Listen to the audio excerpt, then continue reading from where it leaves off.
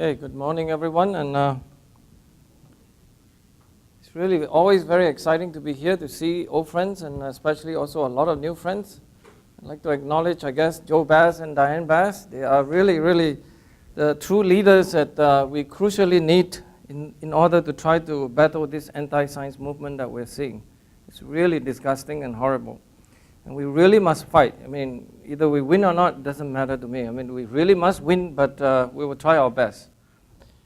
Today, as you can see, I'm trying to have a bit of a celebration in terms of have a proper send-off of IPCC, which is the United Nations Intergovernmental Panel on Climate Change, especially the series of reports. And I have to be very careful these days because I guess this thing will be videotaped, and I have to say that everything I have to say is strictly a view of my own. And of course, please consider that it should be yours too. I'm trying to think about what the great history and legacies of science would think about IPCC actually. None better than Professor Albert Einstein. And I was trying to think about the two equations that he would write down on the chalkboard. The first one, undoubtedly, I think will be E equal to mc squared. And then the other one will be something about what the IPCC is doing. In fact, they even give, in my humble opinion, the kindest thing you can say about IPCC is that it really gives gangsters a bad name, actually. Because gangster, at least they announce their own intention. They are gangsters, you know, we are gangsters. We're going to do bad thing to you. But this IPCC is spreading this seriously wrong anti-science movement, which I hope to show you, and really in an attempt to try to win by actually lying, actually. So I don't know how to go about this, except for trying to say that if you want to read IPCC, and again, we got to acknowledge what the Heartland Institute is doing, and of course, Professor Fred Singer. Where is Fred? Fred is here. Professor Fred Singer for his leadership in terms of producing this non-intergovernmental panel on climate change, the NIPC report, which really very important because for the first time in 2003 and 2004, that for the first time in this series of battles, that we finally have a document that we can put on one side to counter what the IPCC have. It's very simple. Before, we never have that. So you really don't have no excuse for anybody who wants to know about science, you know, at least in our best ability to talk about science, something to counter the anti-science of IPCC. Is that simple. And for that, we should be very grateful, and I think this is really seriously a worthy effort. And then I was reminded, inspired by Art Robinson for his acceptance speech of his award at the Heartland Institute meeting in Las Vegas 3 weeks ago, in terms of what the great man of science, which is Newton, which Art actually say with kind of no shadow of doubt that he's the greatest scientist ever lived or ever born. And I like to agree with that statement because it's really amazing that even E equal to mc squared apparently has been said somehow in the books of optics. Look at that. Are not gross bodies and light convertible into one another, and may not body receive much of their activities from the particles of light which enter their composition? Is it close enough to E equal to mc squared for you? Anyway, I'm going to talk about the sun. What better things to talk about to start with the book of optics? It's about the light rays. You really got to be honest. Well, you talk about any worse than what we got. We couldn't, right?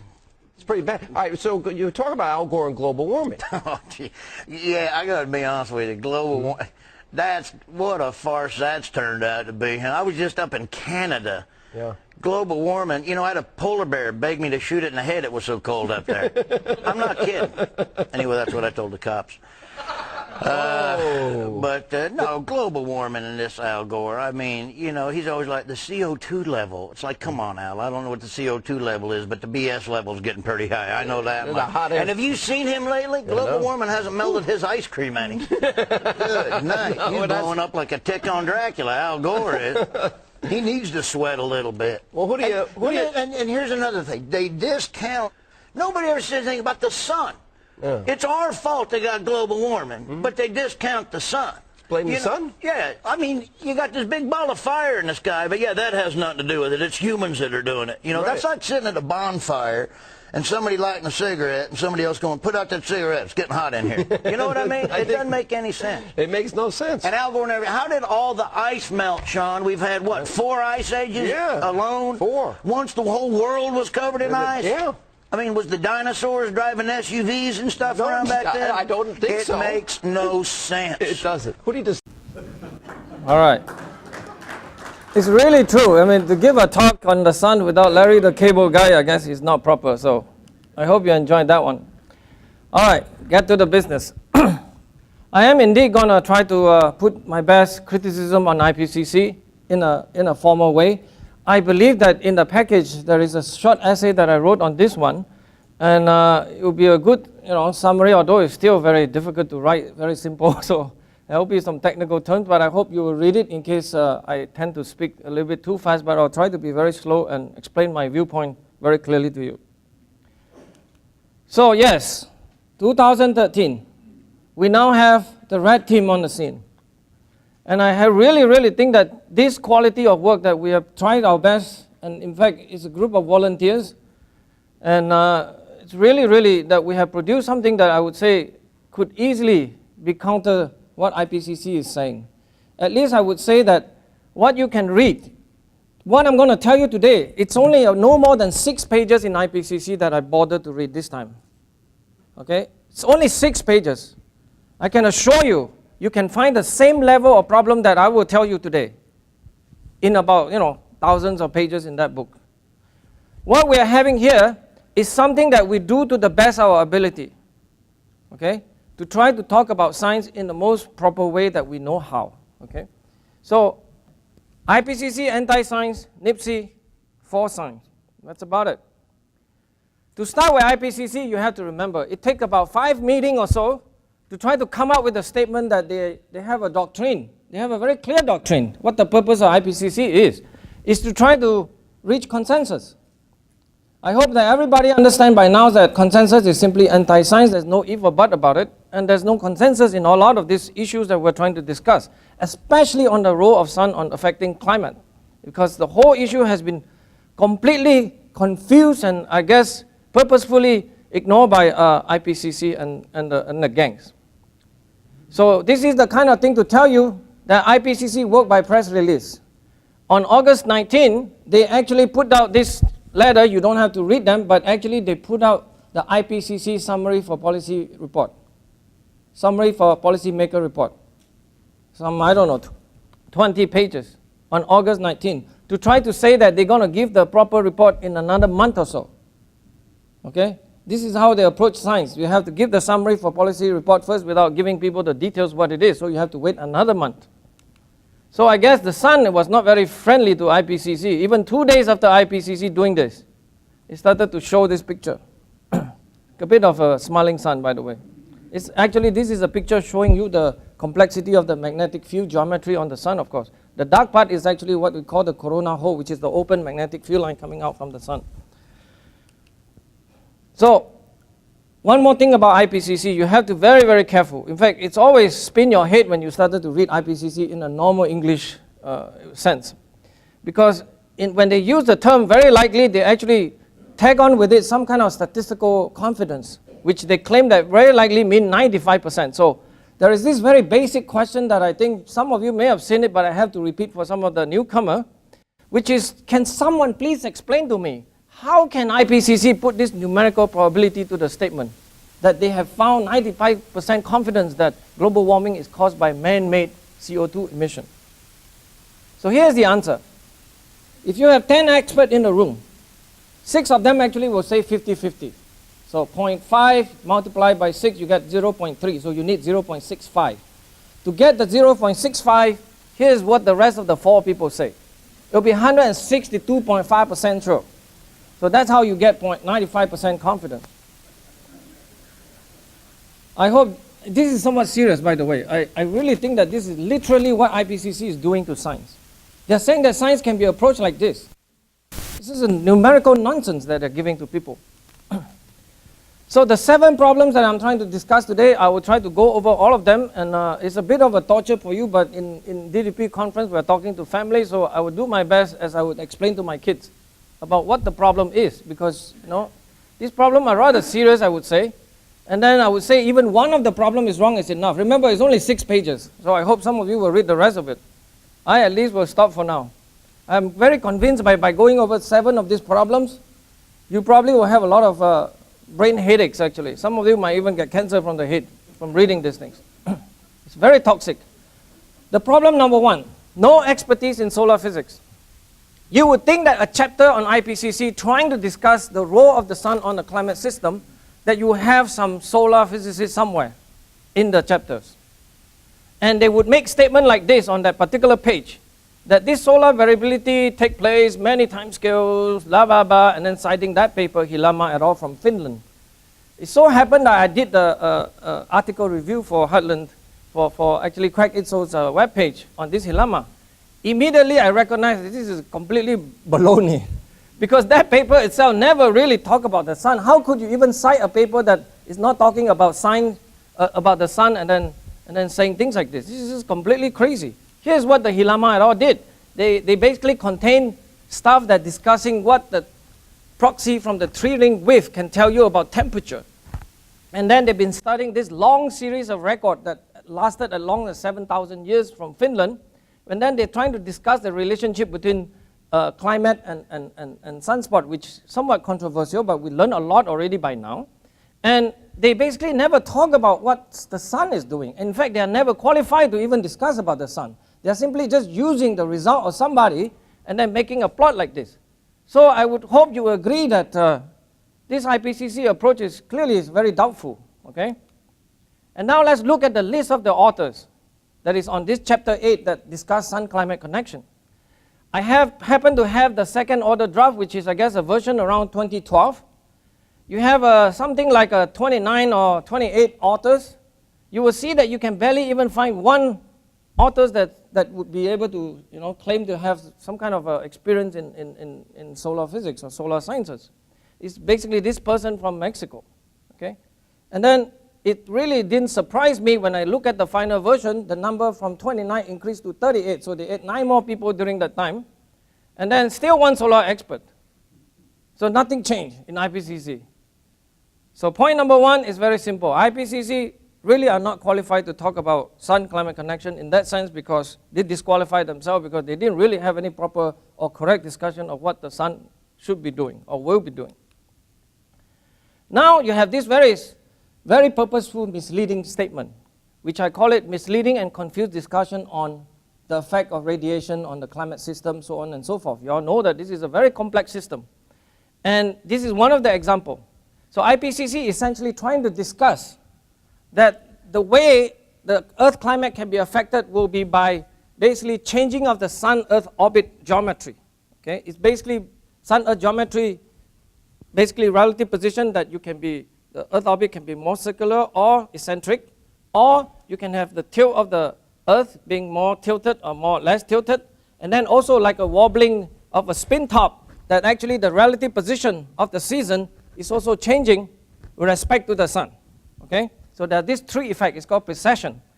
And IPCC is trying to say that, well, this thing is not important for discussion like the last 100 years or so, or even 1,000 years, but it's important for basically tens and tens of thousands of years. And I would to say that this is completely crazy and wrong. Just remember what the sun is. It's very, very big.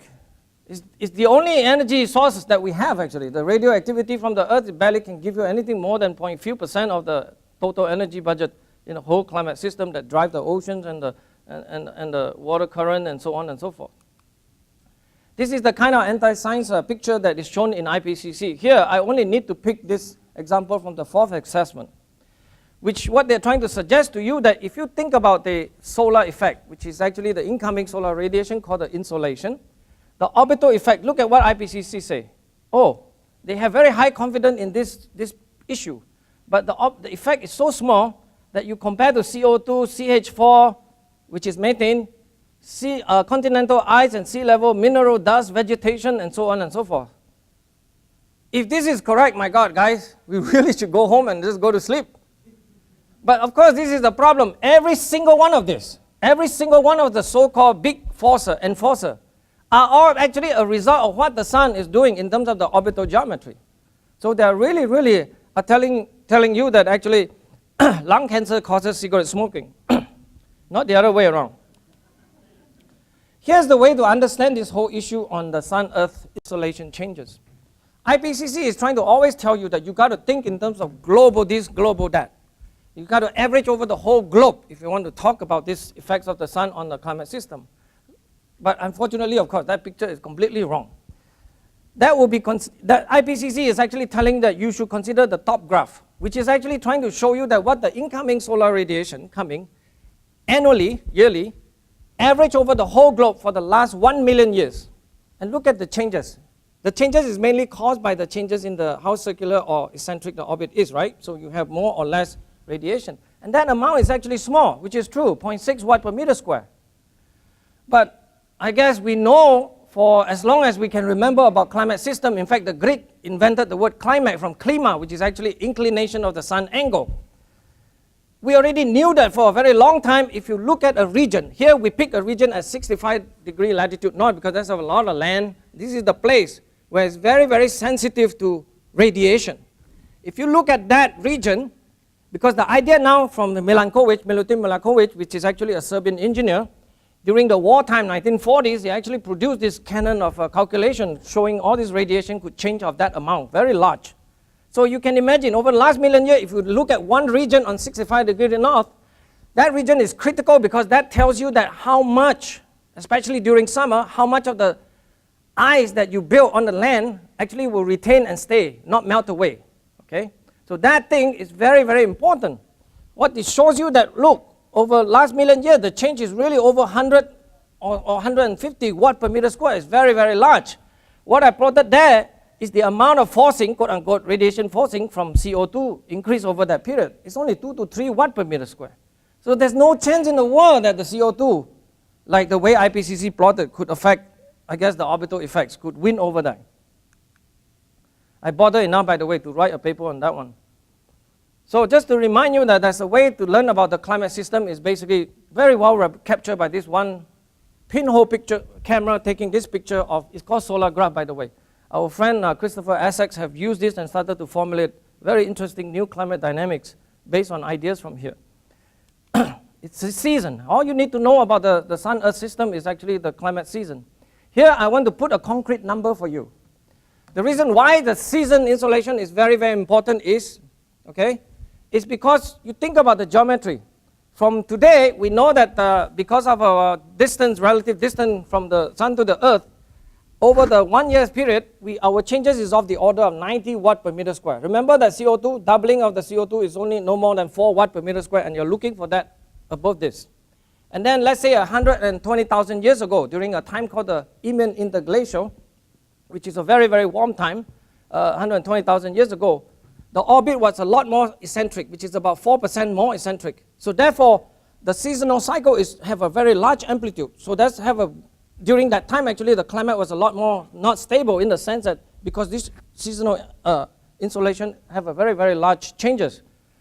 Therefore, this insolation cycle is very important. IPCC tell you that you shouldn't study that at all. You should remove all the seasonal cycle and then study all these tiny changes from the seasonal cycle, which I say is completely wrong because you need to study how the whole season evolve over time, either winter or summer, because no two summer are the same, no two winter are the same. So you have to study the evolution of the seasonal evolution over as long as you like, the last 100 years, 1,000 years, 100,000 years. That's all you need to do, and that's it for the climate system. It's very simple. I am trying to formulate the whole theory that actually would be able to handle this whole problem like that, at least for the last 1,000 years. Then, since we talk about season, we have to remember then how well can the IPCC climate model capture, let's say, seasonal cycles of the temperature over land record. Because land record is where we have the best information. So if you study what the amplitude of the seasonal cycle on the land, which is plotted as the vertical axis, the trend of it over the last 50 years or so, versus actually the phasing of the seasonal cycle, whether the spring come early or later, okay? If you study that, you plot all the IPCC model result, you can see that they clump all over the place. Okay? And then where the observation is completely off from there. This is a very simple test of what we want to know about what the climate model can or cannot do. I think just by one simple test like this, as we learned from Einstein, one is enough. Okay? And from that, I'm totally not convinced what the climate model could do this or do that. It just couldn't even do climate seasonal evolution correctly. Now I want to remind you on the story of the sea ice that we've known so far. This is the proper way, as I told you, that you need to plot the whole season. We have northern hemisphere sea ice area measured by satellite passive microwave radiometer. It's started from about 79 or so until present. It shows you that it's been going up and down, up and down, up and down. It shows you that the sea ice will never go away. Every time you have a winter, I'm sorry, the ice is going to build up again. Okay? And then on the right-hand side, you can see the southern hemisphere sea ice. Okay? I guess by now, my good friend Matt Briggs is trying to say we should not manipulate any of the data. If the raw data is like this, you should only study it like that. Okay? But the enhance are easy to see, would actually subtract now the seasonal cycle out. You can see now over this, since 1980 or so, the northern hemisphere sea ice anomaly has been decreasing slightly. And then over southern hemisphere, the sea ice anomalies has been increasing slightly. Okay? I don't want to play any statistic. You should not say that this is significant or not significant. That's the fact. All right? But please understand, if you add CO2, what are you going to do? The claim is that the polar region is going to warm relatively faster relative to the tropical region. So you're supposed to actually melt the northern hemisphere ice. You're also supposed to melt the southern hemisphere ice. There's nothing to prevent that.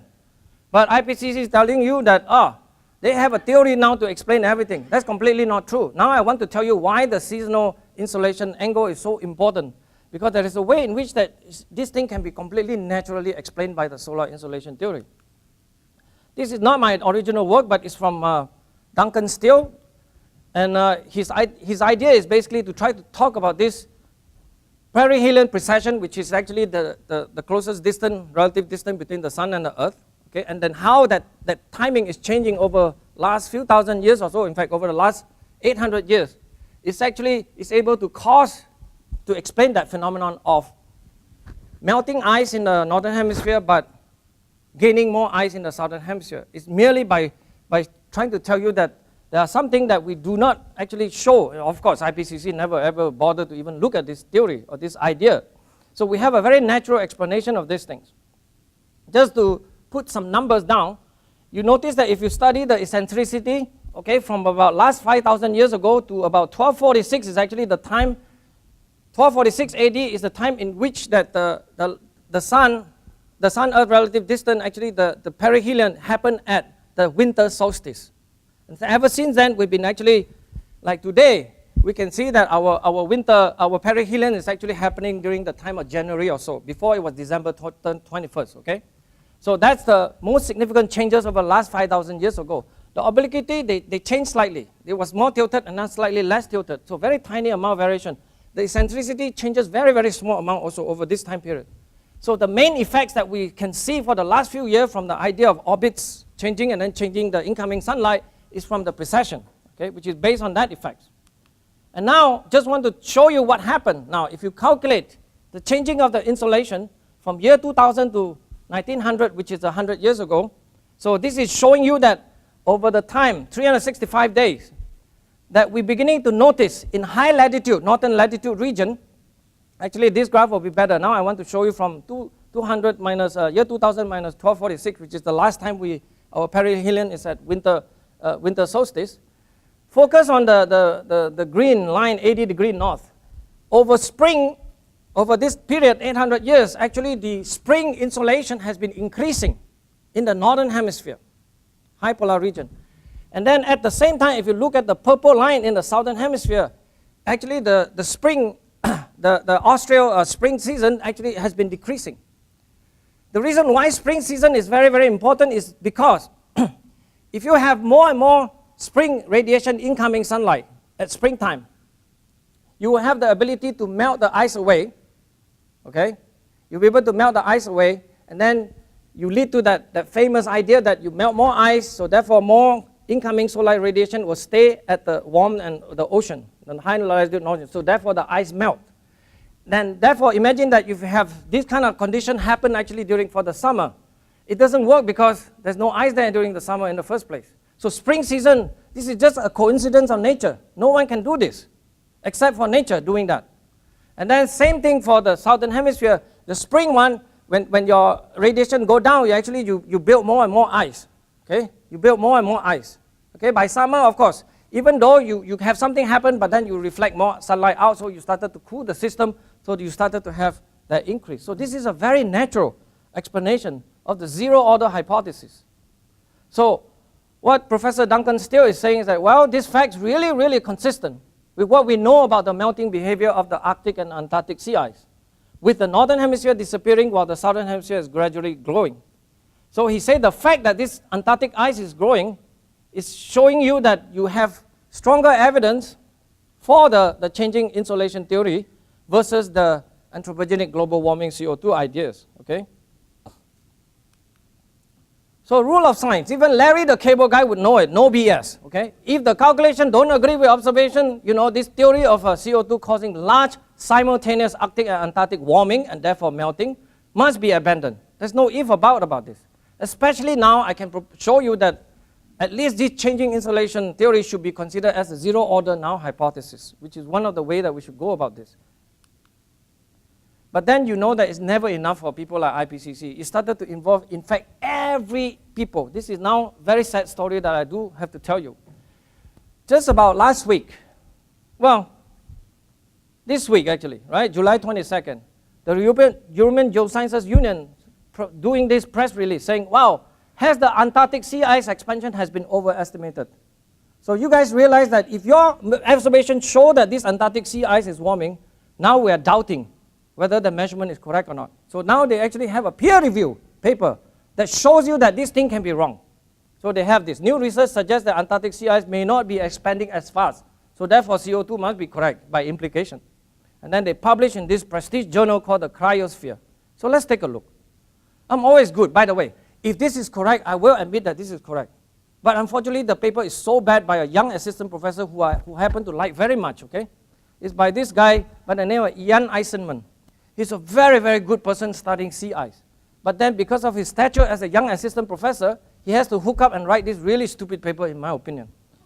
What he shows now is to show you that there are several satellite records.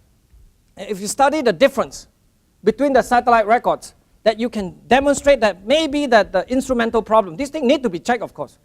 But it's showing you that there's a jump around December of 1991 that the most recent part happens to have slightly higher CI extent measurement versus the lower one. This is actually very convincing, guys. Are you guys fast enough to know what the problem is? It's always about the unit, the scale. The problem is that look at the difference in this. Measure in million of kilometers square. It's no more than the shift is no more than 0.16 unit. Please remember the number, 0.16 unit. Now, please take a look at 0.16 unit in the picture. What's the chances of that problem being a problem? Okay? It's very tricky. In his paper, he actually plot the sea ice record as a yearly average so that it looks a little bit, the scale is a bit smaller. But for the difference, he plot monthly averages. I mean, just by making the plot itself is telling you that this is wholly political. Scientists would never make that kind of plot. It's just crazy, and it's published, right? So this is actually the amount that he's talking about, the shift that he has detected. Even though all the people who work on the instrument, by the way, he's not an instrumentalist. He's just looking at the record, different record. Who knows, maybe he's looking at the wrong version of the reduced product, but you haven't even discussed with the public. It's only reviewed by 4 people, and then all of them are friendly reviewer. One is anonymous, and the review is glowing, basically. Thank you for finding these facts. I'm sorry, this is really poor science. This science just couldn't pass muster, and of course, it's IPCC science. They own it. All right, that's a picture from the sun. Now let me move on to the third problem, which is this issue of measuring what the amount of energy actually happened at the top of the hemisphere, of the atmosphere, which is called the TSI, total solar irradiance. And here's what IPCC say in one of their pages.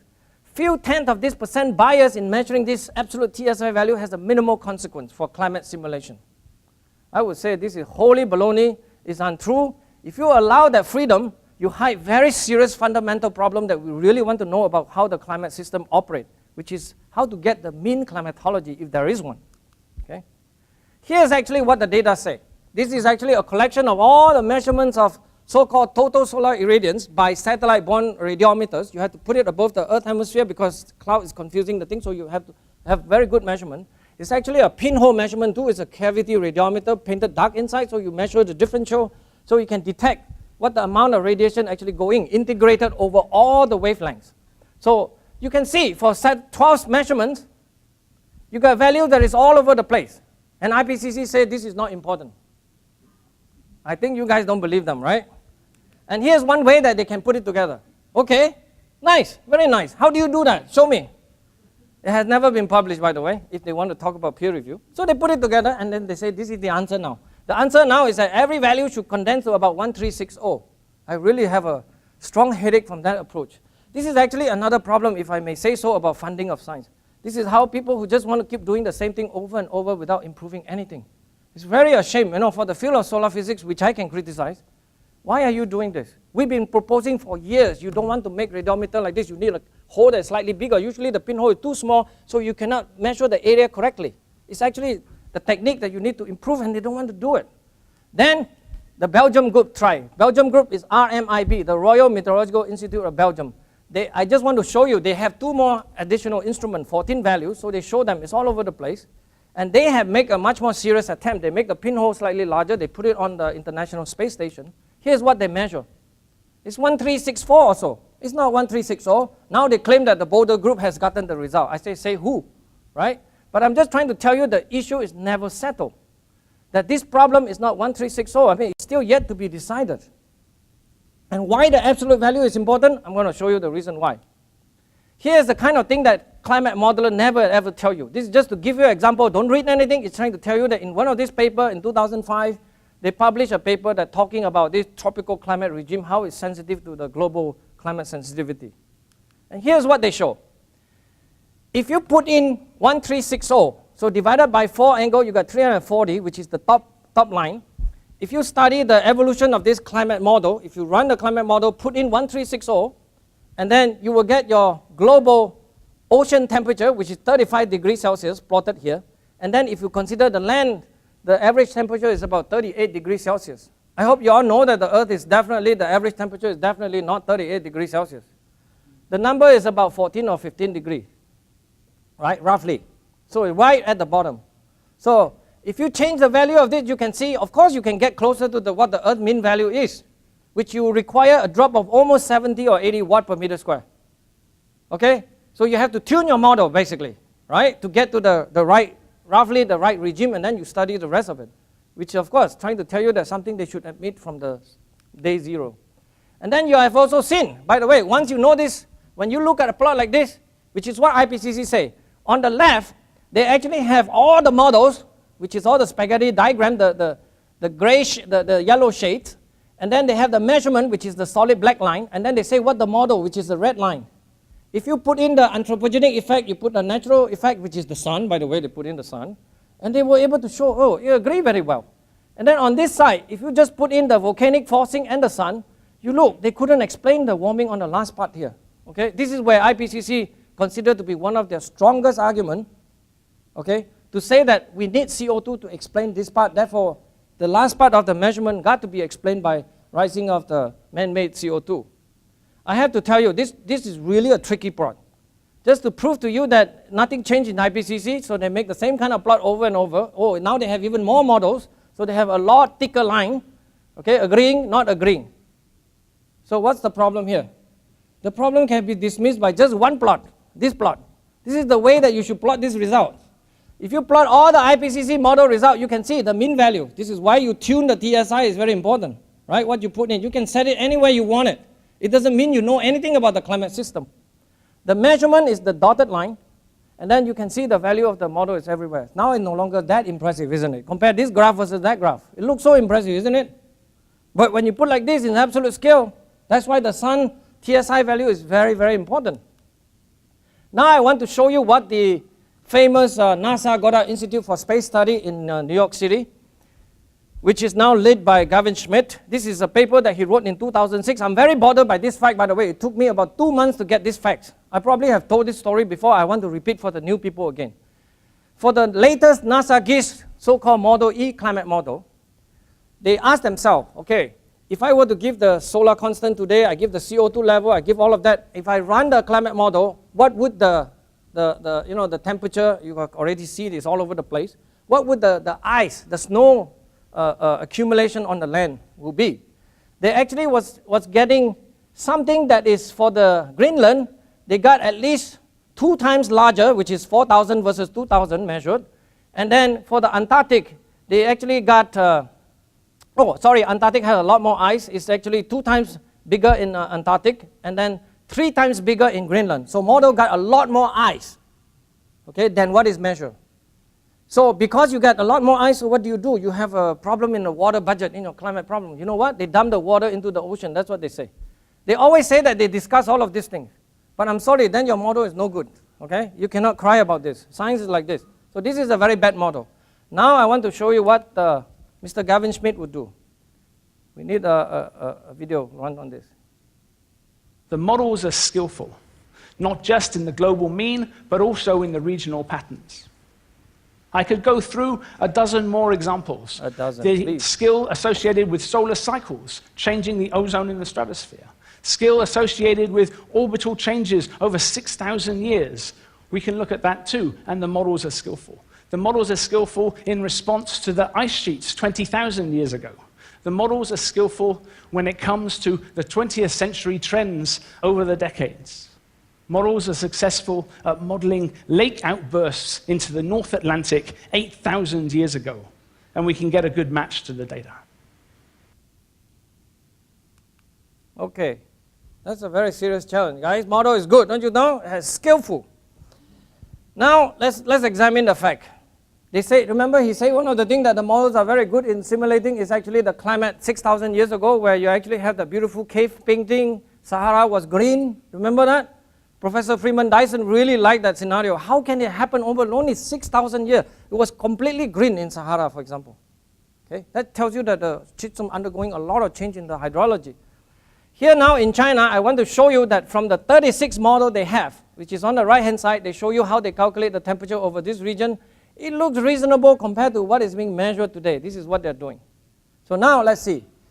If we want to study 6,000 years ago, so we put the geometry of the sun, earth at 6,000 years ago, which is called the mid-Holocene, and then there's a reason why you call climate optimum. It was very, very warm then, and trees and plants are all growing. So here's what the model can do. Look at the top one first, and it's very small, but the point is very clear. From 36 model, 35 of them calculated that the annual mean temperature is actually cooler than today. And then for the winter temperature, which I want your focus on, 36 out of 36 of them say that it's cooler. The question now is what is actually being observed, of course. So 100%, remember, 100%, please cannot go higher, so you cannot get 162.5%. Okay, these are just to show you, just remember this. And then here's the quote. It's a bit of a long reading, but I want to prove to you that winter temperature, at least from the study, careful study of the pollens and all these different things all over the place, from lake and river, sediment, everywhere, you can definitively show, in terms of the vegetation ideas from plants and specific species, you know that the winter temperature has to be 6 degrees warmer in certain region, in those lake region in Tancheng. And then in Qinghai Lake, you have actually general warming of at least 8 degrees. Remember, IPCC say all of them got cooler than today. The only reason why they got cooler is because their input insolation is actually cooling. But the summer one is actually warming. And they only show, there is a result that they show that they all got summer warming. It's actually at the bottom. Okay? And every time they talk about mid-Holocene warming, they always talk about the summer season. They didn't tell you the same result, show you the winter is wrong. That told you they didn't get the seasonality correct. They didn't get the effect from the summer to propagate into the winter. That's, for this problem is that problem. For the sea ice one is actually the spring effect into summer and then even into autumn. That's very important. This is called persistence in the climate system, which is very, very important. And to tell you the truth, that the author that wrote that paper, Professor Dabang Jiang et al. From Beijing, is actually an IPCC expert reviewer. I only want to post this to ask you that do you think that you're going to find this paper being cited in IPCC AR5 report? Please go find it. If you can find it, I will give you $1 million even though I don't have it. But I know I don't have to pay you. I did check this and nothing there. That's the kind of story. So even worse, in IPCC, one of the paleo chapter, they actually say that the mid-Holocene, no data on China. How is that possible? Willie soon just show you there's a lot of data and there's no data there. I highlighted in that place. And then they even show tropics. There's no data in the tropics. Even in the paper cited by IPCC, this Pat Bartolin et al., there's no data in the tropics. Somehow they were able to compare tropics and then won't show data for China. I don't know why. So this is very, very wrong, okay? I have to tell you, if you think science can work like that, good luck.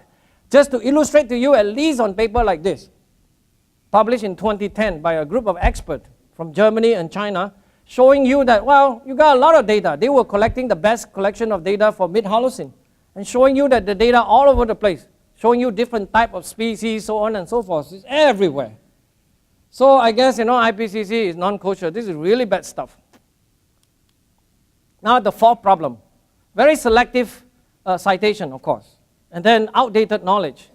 For example, I can tell you in this Sun-Climate Connection six-page section, they actually don't even have any paper that truly cites Sun-Climate Physical Connection paper, which is really strange.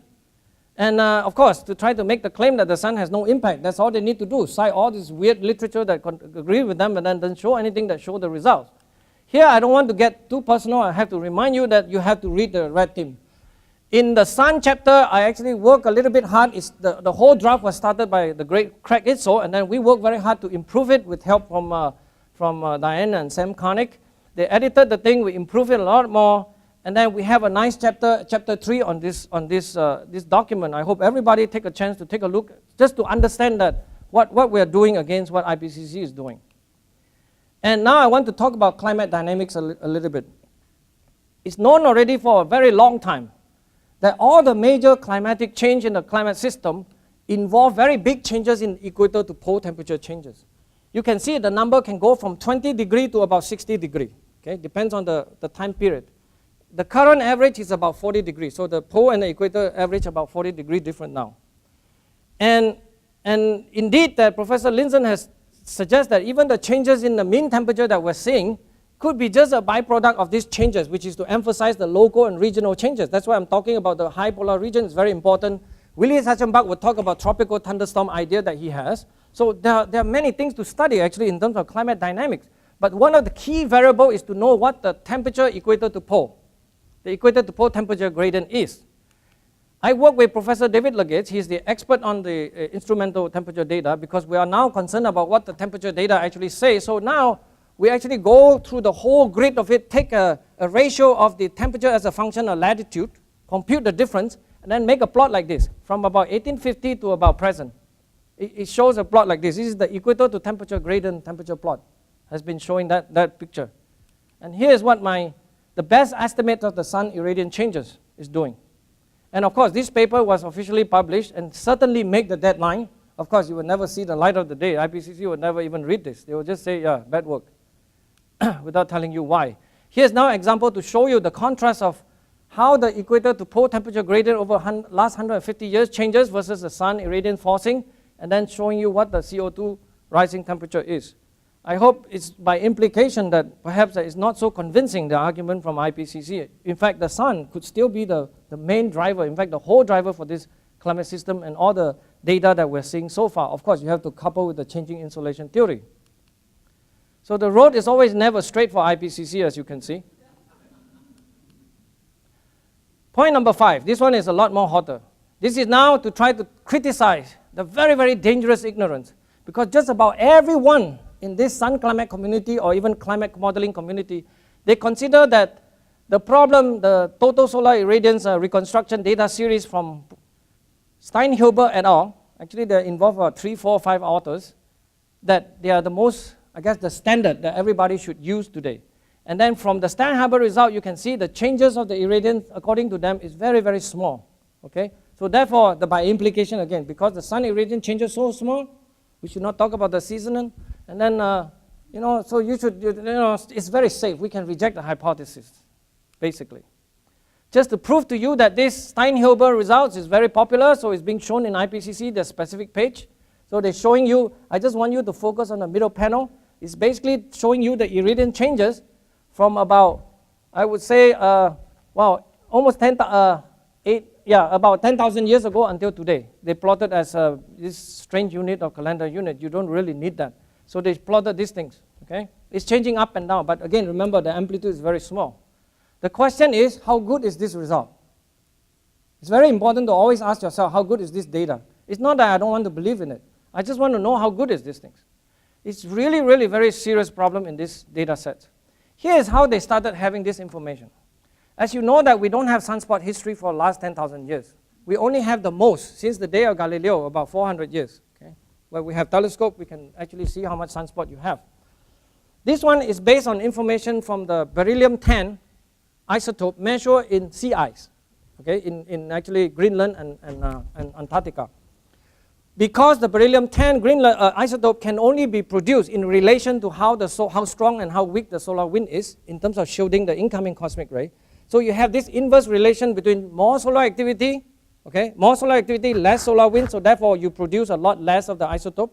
If you have less solar activity, more incoming cosmic ray, you can produce a lot more of this beryllium-10 isotope. So therefore, during minimum period, there will be a lot more production of the beryllium-10 concentration. So you can do that actually, that's fine. You measure that, so that's what they produce. This time series from measurement about 10,000 years ago. This result is reasonable. I would say this result is reasonable, but you must stop there, stop. What they want to do is that because to make it convincing, because they're always selling a hot potato to people, that you got to convert it to TSI, okay, which is the total solar irradiance, so that the model can put it in the climate model. But I have to tell you, that relationship they do is actually very simple equation. You all know math, right? I hope you didn't take Common Core class.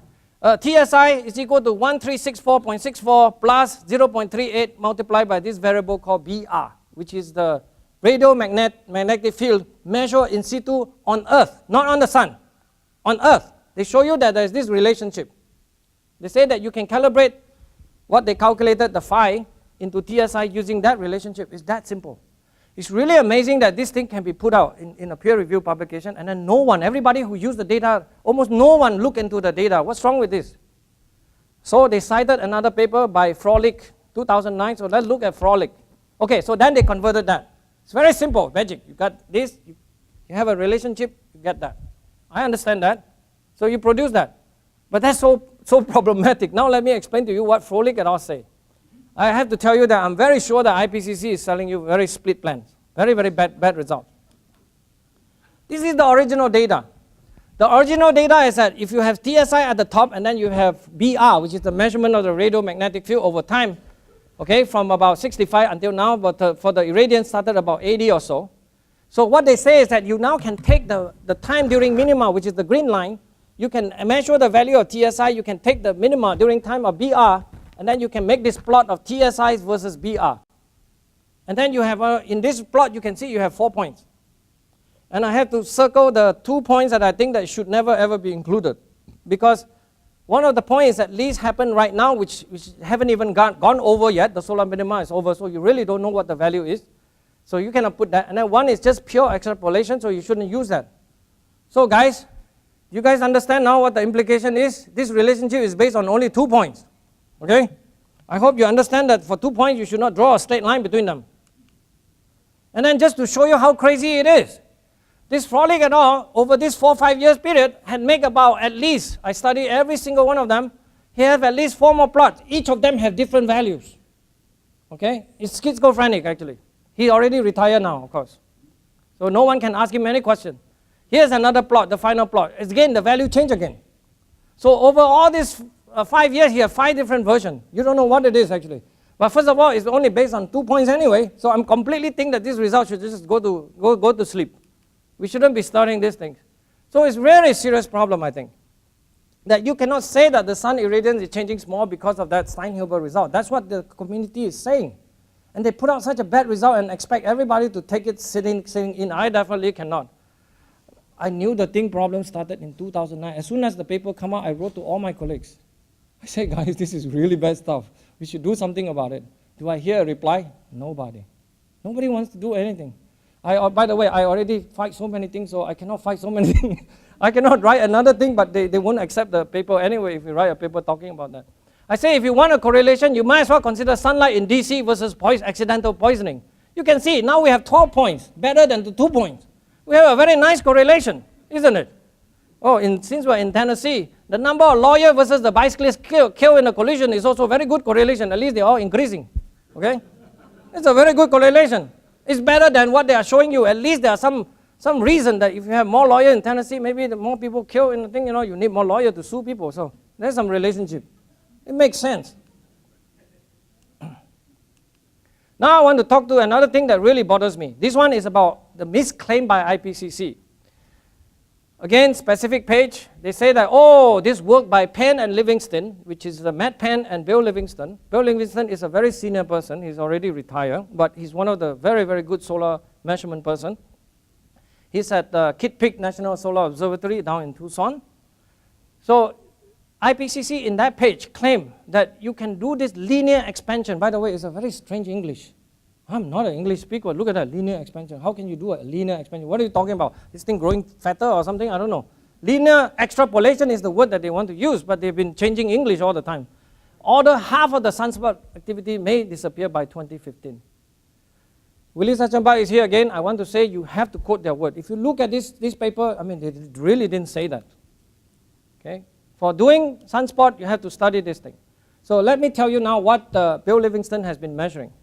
He's actually concentrated on feature like a sunspot, a detail.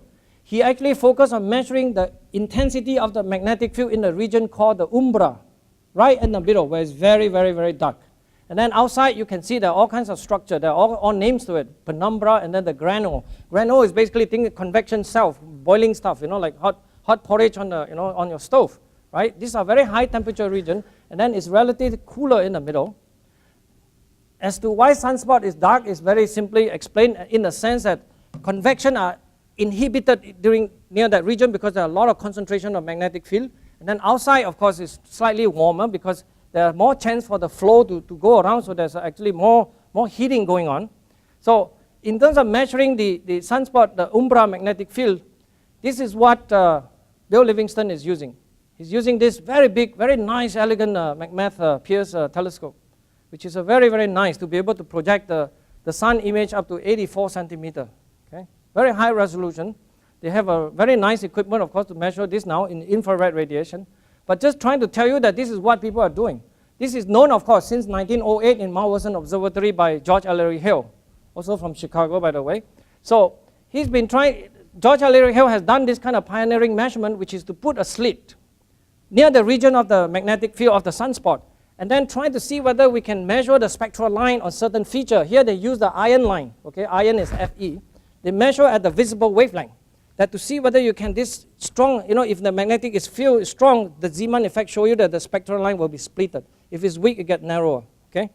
And they were able to detect these things actually. That's why it was confirmed already by 1908 that, the sunspot structure is made of magnetic field actually. Now, modern measurement, they are doing much more ambitious stuff in the infrared radiation stuff. In the camera, they have a spectrometer that do that. So they measure also in particular iron line, and then for this particular feature, they were measuring about 3,000 Gauss. The Earth average magnetic field is only 1 Gauss, okay? So this is very intense region of magnetic field. So what the idea of Bill Livingston is, if you want to learn about the suns and how this evolution is going, maybe we should study what is happening in the umbra magnetic field region, see how it evolved over time. Started this monitoring measurement program. It's a worthy study. The program is about to end now, I'm sorry, because again, they spend all the money doing all the useless stuff and this program is stopped. So this is what the measurement is. They started about 1999 or so, first season. And then over this almost 20 years, 20 years period, you can see the umbra magnetic field has been systematically going down. If anybody who ever seen any plot about sunspot or solar UV radiation, X-ray or anything you want, you always see that the sun following this so-called 11-year sunspot cycle. For this magnetic field structure, it's completely violated that rule. For science, this is very exciting. It tells you there's something that you need to study, okay? So you need to learn more. So what actually Matt Penn and Bill Livingston actually do? They say from that measurement, maybe we can try to do a bit of an extrapolation. They are very honest scientists, so they show you. Because the point is that if the umbra magnetic field go below 1500, all the spot will become so small that there will be no more sunspot on the sun, okay? No more dark spot. So they say that maybe by 2015, this is one of the curve, and then another curve say maybe it's about 20 something, but at least they are saying that by 2015, this thing should go to 0, not half, okay? So you do indeed that in terms of the latest measurements, by the way, those results we put into the NIPSI Chapter 3 report, okay? We did put that in, and Bill Livingston sent me the results, of course. And here's to put it in a concrete way, in terms of how this thing will look in terms of the sunspot cycle. What is happening now, which is cycle 24, we have a very weak period. But what Bill Livingston and those guys saying, based on their result, that the sunspot could actually go to almost 0. They didn't say by half. Okay? There's a big difference between saying by half and by 0, okay? They really say that. They didn't say anything else, and IPCC say it's by half. Maybe they want to lessen the impact. In fact, hopefully nobody will read the paper, which is, please, it's so childish. I cannot even understand why you do that. So this is the way in which that you can show this evolution. This is also plotted by Matt Penn, and he shared with me this plot, right? So it's not by half at all, definitely. So we don't know actually if it's actually, we don't know, it could go up, but I'm trying to tell you that it's not by half. Okay, you got it now. And sun has been doing a lot of strange things actually. This is a picture July 21st. All of a sudden, we have only a tiny little spot left. This is during solar maximum. You're supposed to fill it with freckles all over the place. And here's a comparison to show you. Just about July 6th, so about 20 days ago, it's full of spot. July 16th is the cleanest one. It's the day with almost nothing. I mean, you could never predict this. It's not very rare, of course. Statistically, you should have some of this, but then it's really trying to tell you that the solar activity during this maxima is very weak. At least 100 years, if not the 300 years period. That statement you can make with some confidence, actually. And then, as to the consequence, we should study it, rather ignore it, okay? Maybe it has some relation to the current powers, but then we have to study it. I don't want to make strong claim one way or another. But science, you got to study this. So I would say that the serious manifestation of science is basically that before climate change, you can have a gorilla, and then all of a sudden, you get a tiny little worms. I say, if you want to go to study this, you might as well agree with this press release. It's actually, by the way, sorry, from the Onions. What I want your focus is that they're going to send a chimpanzee going from here, following that trajectory, and go into the Earth, okay, or go into the sun. In that, I want to make a small excursion because I found this thing that I really find it very exciting. This is actually an event about the so-called comet Ison. It's actually plunging into the sun around November or so. Oops. Here is showing you the movement of that. There's a corona mass ejection. Those are the stuff that actually will be important for affecting satellite communication. By the way, there's another new trend of alarmism going on.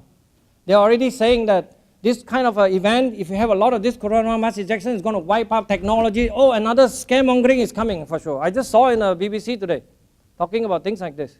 It's clearly not so true, by the way. It's important, but it's not so important. We have too much mass on the bottom. We will never do much except for frying our electric circuit.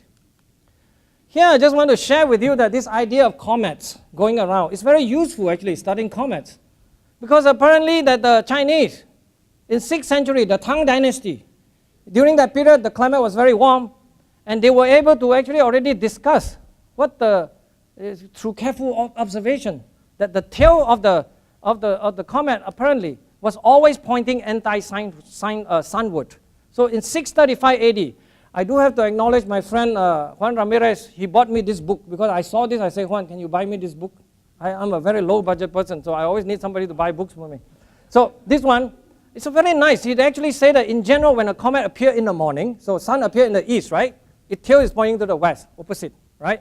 When it appears in the evening, it's already setting in the west, so it's pointing to the east, the tail, right? So this is a constant rule, this kind of observation. The sun is north or south of the comet. If it's north and south of the sun, its tail is always pointing, following the same direction as the light radiating from the sun. It's very interesting, by the way. This is the kind of observation lead to actually the 1953 paper by Professor Eugene Parker from University of Chicago. He's somewhat of a mentor who actually formulated the idea of solar wind coming out from the sun. You can see that through careful observation, it's interesting from historical sense that we already kind of, a lot of this useful documentation is very, very important for enhancing science, by the way. So now let me come down to the final problems. This is another one of those very ugly things, I have to say. And here we kind of had to say about how bad these people are. So they have zero expertise in the sun. They definitely have zero expertise in the study of so-called sun-like star. I don't like the term. I would rather call it solar-type stars. So they really need some astronomer also on this chapter. What they do in this page is basically criticizing the study of a sun-like star. Because remember, it's important to study sun-like star. The reason why is that no agency will fund you to study the sun for 5 billion years, or even 10,000 years, right? You cannot have that funding. So the idea now is that the universe is full of all this normal hydrogen gas, full of these stars, so why don't we study all these stars around that actually have the same age and mass like the sun? So that idea started by the first Caltech PhD in astronomy, okay, in way back, and by the name of Olin Wilson, and then took on later by Sally Balunas. Everybody knows Sally Balunas here, I hope. She's one of our dear colleagues who actually come to DDP a lot and introduced me here. Sally Balunas published a paper in Jastro who actually talk about this behavior of sun-like star, that they can undergo Maunder minimum, sometimes they get more active, sometimes they get less active, so discuss that paper. And then now they are trying to say that all that result is completely wrong. They are trying to erase history now, that this selection was flawed. Strong words. Okay? And then I'm trying to point to you now, this statement must not stand and will not stand, because it's just based on very bad results. And of course, remember 2014 now, they really choose to cite only 2004 paper, okay? There's a lot more work going on, or else nobody should be getting any funding. Here's one of the works that we have been doing. We've been doing this measurement at Mount Wilson Observatory. We're measuring the magnetic activity of the sun. That's much more easy measurement, by the way, because the magnetic activity changes by 10%, 20, 30%, sometimes even more. So it's easy measurement in terms of collecting the photons in the right place and measure it. The hard one is to measure the total integrated light, the total solar irradiance. This one has to be done by so-called differential photometry. So you have to have very sensitive and then look for a constant star, you measure the relative difference. So this measurement for about 300 stars by our friend Greg Henry at Tennessee State, by the way, so it's around here. And to show you the sample of the star that we measure as a function of activities, and now I'm trying to show you the range. This is just an RMS, so 1% is large. We have seen stars that vary by 1%. And then our sun is somewhere in the middle there in this smaller plot. So that's the kind of effort that we've been doing for years and years. Remember, you cannot have this result in 1 day, 1 year. You need to model this result for 10 years, 20 years, 25 years. For Mount Wilson, we were able to do it for almost 40 years. In the end, the funding ends. We try everything we can. The project dies. Very sad, actually. There are still things to be done. We need at least 20, 30 more years to get this done in the right way. It's died. Here is just to show you the technique was able to measure the activity for this particular star. This star is named 18 Sco. It's actually almost, people call it solar twin. Again, I don't like those terms. There's no twin around. It's just sun-like star or solar type star. And then you measure the brightness changes, which is 0.1%. Very hard to measure. 0.1% is 1 part in 10,000, right? So it's very hard to measure those things. Here's to show you an example that there are other times where the sun is slightly younger, let's say 1 billion years or 2 billion years ago. It would have amplitude change of almost 4 or 5%. Okay? You tell me the sun could not affect the climate system, I doubt it, because we have evidence like that. But then the exciting thing about science is that there's always something new. Instead of following one yellow star, which is the regular sun, we can now study up to this many stars, 40,000 out of this 156,000 in this NASA mission called Kepler project.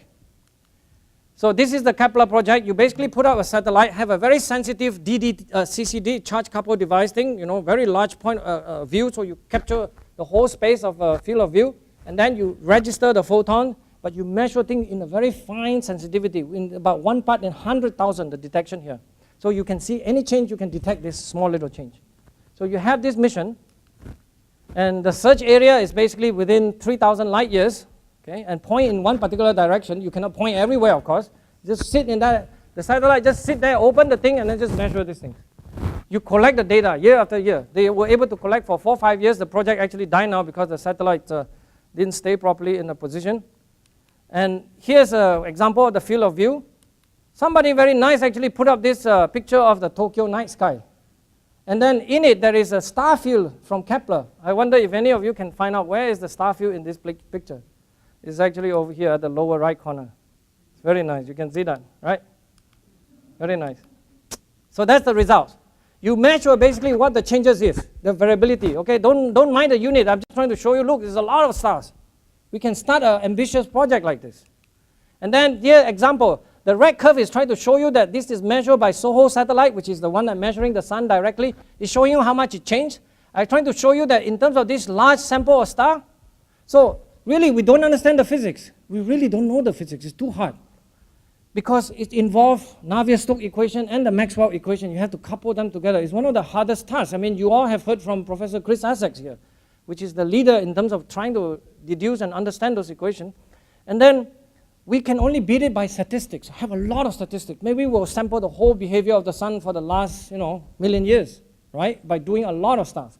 In fact, this project should be expanded millionfold if you really want to know what the sun is doing. I don't recommend doing that, by the way. It's wasting money. We're going to do so many other things. So it's just showing you that you can make this kind of measurements, and very interesting measurement. Depends on how you sample, 1 day, 2 days, 3 days, changes. But the bottom line is, from this paper, is that the authors conclude, because they used to claim that the result of Balunas is wrong because the comparison is not correct, there's no sun-like star, and here they found that sun is just normal, because they say the sun is so unusual you cannot compare that. But now they say the sun is neither unusual, photometrically quiet compared to the neighbors. It's changing all the time, and it could change in a large way. Here's the final result. You plot the statistics of the result from the sun, which is the blue curve, how much it changes, versus what is produced from Kepler star. You can see that on the left, there is discrepancy, but that one is because Kepler star cannot even measure in the smaller measurements. So that part is because of sensitivity of the measurement, so it's not a real result. The real result is the one that on the larger end. You see the high tail here? The sun-like star from a Kepler results actually show there are much more larger variability around than what is seen by the satellite over the last 20, 30 years or so. Okay? At least that result can give a little bit more information. So this is the problem we face, 7 of them. But this is the real price you have to pay for gangster science, by the way. You are even allow yourself to say that this thing is okay. This thing, I hope some of you know that is very common now in a lot of newspaper and all that, that the real picture of a picture should look like this, and then they use some kind of image processing to make the cloud look a little bit darker. This is the kind of culture and society that we're supposed to leave it to our kids and grandchildren and all that. I just think that this is way too ugly, and you really must work very hard to point out that this is wrong, and never ever do it. Never ever do it. Listen, whoever that's listening, please listen again. Never ever do this. It's wrong. Red team, green team, please study this report. We love this report, and we'll do our best to try to keep this thing going and do the best that we can. And of course, they're saying now we are rebranding as climate optimists. Just because we have a better book cover. Is that what it is? Can you see it? Can you see it? I don't know. Diane might come out here to explain why we picked that, but I don't know. I'm not involved in that. These people are making that pictures, and then because we have a better picture, they say we are climate optimists now. Okay. I want to tell you, the fight is very fierce. These are all the really, really smart people, okay? Maybe he's not so smart after all. I mean, he's saying that, wow, this problem is all nail in the coffin, It's just hard to find one more, okay? He's one of their leader, intellectual leader, no doubt about it, okay? And then another one, Professor Robert Kendall, who, by the way, have a bet with Dick Linson on water vapor feedback. Actually, I don't know who won, and then he's supposed to buy him 6 beers. But anyway, he was making statement like this, that we are studying astrology. People like you, so, that we're talking, really, really strong word. I hate people like that because he probably didn't even know any problem in Stein-Hilber. He didn't even spend a second studying what Stein-Hilber result means. And then you dare to make statement like this in print. By the way, you never find people like us writing paper, scientific paper, and put out word like this. Never, because it's not called for. Science is not about emotion, it's not about all this. You should never put that in science paper, never. I don't know why these people always do this day in, day out and expect us to believe them. So that's it. This is the IPCC when the issue is set SPM without the full report. That's how they try to tell you.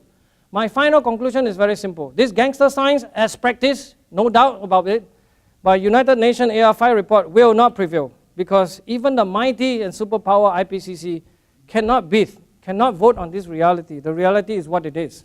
Thank you. I think I run out of time, so ask me any question later and then we should continue the program.